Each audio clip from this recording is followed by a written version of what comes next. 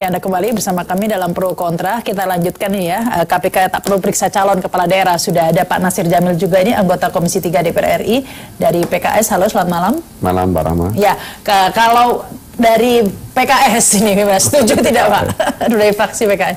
Ya, kita lihat saja tugas, kewajiban, dan kewenangan yang dimiliki oleh KPK. Memang secara tidak langsung bisa saja, ya, bisa saja memastikan, karena kan KPK juga dia bekerja sama dengan instansi-instansi terkait ya dalam rangka pencegahan tindak pidana korupsi ya. Kemudian dia juga memonitor penyelenggaraan pemerintahan ya kan. Nah, ini kan aspek pencegahannya. Cuman konsisten atau tidak itu aja persoalannya. Iya. Ya, ini kan? Tapi kita sudah terhubung juga dengan Pak Aziz Samsudin ini ya, anggota Komisi 3 yang meminta KPK tidak meriksa calon ini. Halo, selamat malam Pak Aziz Samsudin. Malam. Ya, selamat malam. Ya, di studio ada juga Pak Nasir Jamil, Refli Harun, Saur Siagian, dan Almas Safrina ini. Iya. Ya, Pak Aziz Samsudin, bagaimana sih ya ini di tengah begitu banyaknya OTT begitu ya, kepala daerah, kok malah ini usul agar penegakan korupsi ini diganggu-gugat dengan adanya pilkada? Bukan, kita tidak mengganggu kinerja dari KPK, bahwa dalam rapat dengar pendapat kemarin itu, saya menyampaikan bahwa ada kesepakatan antara dua institusi, yaitu KPK dan DPR dalam hal ini Komisi 3. Dalam hal si calon, sudah ditetapkan sebagai calon oleh KPU apabila ada laporan pengaduan yang masuk ke dalam Dumas, agar tidak mengganggu elektabilitas daripada si calon itu, untuk ditunda pemeriksaannya sampai dengan pilkada itu selesai, sepanjang KPU sudah menetapkannya. Baik, jadi yang dimaksud ini kalau ada laporan, artinya bukan seorang calon yang sudah memasuki proses hukum kemudian dipending begitu prosesnya? Ya, kalau sudah masuk proses hukum, misalnya sudah ada penyidikan begitu? Kalau sudah ada statusnya, kan partai politik juga tidak mencalonkan. Ya. Kan itu logikanya, partai politik kan juga nggak mau akan mencalonkan. Nggak, sudah dicalonkan, sudah ditetapkan, kemudian di proses KPK seperti itu, ada bukti yang kuat dan masuk ke dalam proses penyidikan seperti itu. Sepanjang itu tidak tertangkap tangan, kesepakatannya ditunda. Itu kesepakatan. Kalau dalam hal tertangkap tangan, nah itu kita tidak bisa mengikuti kesepakatan itu di luar kesepakatan. Iya, tapi ini bukankah ya semua orang mengatakan, bukankah semua warga negara ini sama kedudukannya di depan hukum ya Pak? Ini mengapa ada keistimewaan bagi calon gubernur atau calon kepala daerah? Bukan. Kan dasar pemikirannya kan bahwa pesta demokrasi ini adalah pilar suatu negara untuk membawa pesta demokrasi itu, ya kan? Nah, di dalam hal ini, untuk tidak, apabila ada Dumas yang menerima laporan, kemudian masuk dalam proses penyidikan, sepanjang dia sudah ditetapkan oleh KPU, untuk tidak mengganggu elektabilitasnya itu, bahwa pemeriksaan itu ditunda, bukan dihentikan. Iya, ditunda begitu ya Pak ya? Ditunda sampai dengan proses kampanye itu selesai, yaitu sampai dengan proses pemilihan. Mengapa harus ditunda Pak? Lah, karena sudah ada proses seleksi spesialisnya di Undang-Undang Pemilu untuk menjaga elektabilitas. Nah, kalau memang calonnya itu proses hukum, bukankah publik juga berhak tahu Pak, bahwa calon yang akan dipilih ini berpotensi punya masalah hukum seperti itu? Dan itu bahwa sebelum putusan ketetapan KPU tidak ada prosesnya. Ya. Tidak ada prosesnya. Tapi setelah ditetapkan KPU ada laporan, misalnya banyak nih laporan A, laporan B, laporan C, untuk dimintai keterangan terhadap laporan yang sejak diputus oleh KPU sebagai calon, itu diminta untuk ditunda, bukan untuk dihentikan. Baik. Jadi hanya untuk laporan saja Pak Saul. Saya tanggapi Bung Haji Samsudin, kan dia bilang itu kecuali tertangkap tangan. Sebenarnya tertangkap tangan itu cara saja.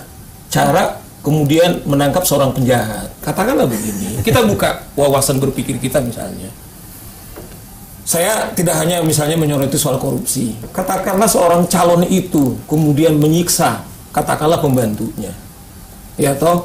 Apakah karena kemudian dia sudah ditetapkan oleh KPU, kemudian kita kompromi atas kejahatan-kejahatan, kecuali di mata kita melakukan pemukulan-pemukulan, kan kira-kira logikanya Bung Haji seperti itu. Nah, oleh karena itu proses berpikir seperti ini menurut saya adalah keberpihakan kita para penjahat. Saya tadi menstir begini, orang yang sudah menjabat sendiri banyak sekarang kemudian dipenjara karena kejahatannya, apalagi sebelum. Nah, kita lihat konstruksi hukum yang dibuat oleh teman-teman di DPR misalnya, Undang-Undang Pilkada.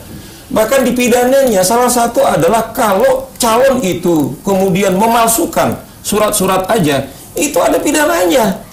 Ya, ini artinya kan teman-teman sendiri juga sudah merasakan bahwa harus kriteria yang dibuat itu kalau kita baca itu sangat ideal sekali. Ini menarik, tidak ada tindakan tercela, bahkan tindakan tercela itu nggak bisa. Pak Aziz, ini menarik bahwa pertanyaannya yang intinya sebenarnya di mana nih keberpihakan Komisi 3 DPR ini, begitu? Kok malah lebih berpihak kepada seseorang yang punya potensi kasus pidana? Pandangan Anda kita berpihak. Tidak ada niat Komisi 3 untuk berpihak. Tentu juga kesepakatan ini dibuat juga tanpa paksaan, dan itu terhadap institusi kepolisian, kejaksaan, dan KPK. Tidak ada paksaan dan tidak ada maksud keempat institusi ini untuk melindungi penjahat, tidak ada. Ya. Dan itu pun belum dinyatakan bersalah, karena itu dalam proses penyelidikan dan penyidikan. Yang dimaksud ini kan belum masuk dalam proses penyidikan. Anda harus paham dulu, pro justisia itu belum masuk di dalam proses penyidikan, masih dalam tahapan penyidikan. Jadi harus clear. Jangan seolah-olah ini kita berpihak, bukan, ini harus, makanya duduk dulu. Yang diminta ini masih dalam proses penyelidikan. Tapi bukan itu Pak, yang pertanyaannya itu apa urgensinya Pak, di tengah begitu banyaknya kepala daerah yang korupsi begitu ya, tiba-tiba kemudian Komisi 3 DPR punya usulan seperti ini. Memangnya urgensinya apa begitu Pak? Kita bukan berpihak, itu dulu, clear dulu di situ. Kemudian proses yang dilakukan oleh si calon ini kan lagi dalam proses kampanye. Dalam proses kampanye, dalam pesta demokrasi itu harus dilindungi, bukan dilindungi dalam arti kata negatif, bahwa proses ini ditunda dalam proses penyelidikan, bukan dalam proses penyelidikan, gitu loh. Jadi harus ini pas benar. Jadi kalau enggak bisa salah tangkap gitu. Baik, mungkin Pak Refli ada komentar. Iya, dan menurut saya begini, kita kan harus bijaksana juga ya. Kadang-kadang penegakan hukum itu kita tidak bisa kemudian main ideal saja ya. Ada beberapa ruang yang barangkali masih bisa kita kasih space ya. Yang penting adalah begini, tadi kan prosesnya harus jelas bahwa penyelidikan, artinya kan yang bersangkutan belum menjadi tersangka ya. Saya kira penting itu ya. Lalu kemudian laporan itu ketika yang bersangkutan sudah menjadi calon kepala daerah dan ditetapkan oleh KPU. Saya kira sebenarnya yang paling penting itu restriksinya, batasan-batasannya. Nah, mungkin diklarifikasi lagi ke Pak Aziz Samsudin. Jadi ini sebelum calon tersebut ditetapkan tersangka, begitu Pak ya? Atau sesudah? Makanya saya sampaikan, Anda paham nggak proses penyelidikan? Ya. Ya, dalam proses ditegaskan Pak. Itu belum ada tersangkanya. Masih dalam upaya mengambil keterangan, mengumpulkan barang bukti sesuai ketentuan pasal 184 KUHP. Ya. Jadi kalau tersangka tidak keberatan ya Pak dilanjutkan? Loh, kalau tersangka partai politik pun tidak akan. Baik. Jadi ini sebenarnya positif. Ada tidak calon yang ditetapkan oleh partai politik dia tersangka? Ada Pak. Nah, Pileg 47. Pileg terpilih, caleg terpilih itu. Tolong Anda sampaikan sama saya. Pak, bahkan ada yang itu sebelum. Bahkan ada yang caleg itu ya juga ya Pak ini kemudian kemudian langsung akan merembet Tapi ke kan itu caleg juga begitu Pak Aziz. belum pertarungan kan, setelah pertarungan. Tapi sudah ditetapkan KPU Pak. Yang Bupati sudah Bukutan ditetapkan, bahkan sudah terdakwa terpidana Tapi tapi tetap dicalonkan. biar saya make it clear ya. Jadi gini, saya kira Saya mau memang tanya sama Anda, begitu. Ya. Clear dulu, ini yang disampaikan dalam proses penyelidikan. ya oke, saya kira apa yang Bukan Pak, disampaikan- maksudnya banyak juga partai politik yang mengusung calon-calon yang sudah menjadi tersangka Pak. Banyak yang Anda bilang banyak itu contohnya mana? Ya, tadi sudah disebutkan ada 47 datanya, Ibu Alma dari ICW sudah ada tadi disampaikan, mungkin Pak Aziz tidak mendengarkan. Ya, silakan disebutkan. Jadi kami kan menginventarisir, bukan Ini dua hal yang berbeda ini. Ya, silakan Bu Almas. di Pileg 2014 kami menginventarisir caleg terpilih baik itu di nasional maupun di begini, daerah. Anda jangan 47 campur. diantaranya adalah tersangka kasus korupsi. Jadi Tersangka caleg apa kepala pidana. daerah nih? Caleg di Pileg.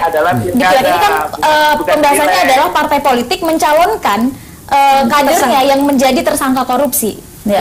Jadi menurut data Pak, memang sudah diinventarisir begitu bahwa memang ada partai politik. Anda harus clear dulu, yang kita bicara ini pilkada, bukan pemilu legislatif.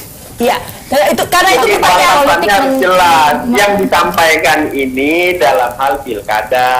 Iya. Jadi jangan campur-campur semuanya. Jadi jelas, clear gitu loh. Iya. Jadi kalau Anda bicara ini campur, pindah ke pileg, nanti pindah lagi kemana ya? Ya kita juga nggak tahu. Anda mau Tapi bicara apa? Ahok juga tersangkanya di tengah-tengah Pak, sudah ditetapkan, sudah dicalonkan, sudah ditetapkan Saya KPU. sampaikan tadi, Oke, di pilkada bahwa Jimmy sudah Rimbarogi ada misalnya masih fakta. bebas bersyarat tetap dicalonkan oleh partai politik. Baik. Oke, saya bisa. Baik, kita harus break dulu deh. Kita lanjutkan lagi. Terima kasih Pak Aziz Samsudin. Saya sekali waktunya terbatas. Selamat malam. Sebenarnya Kejaksaan Agung dulu misalnya kasus gubernur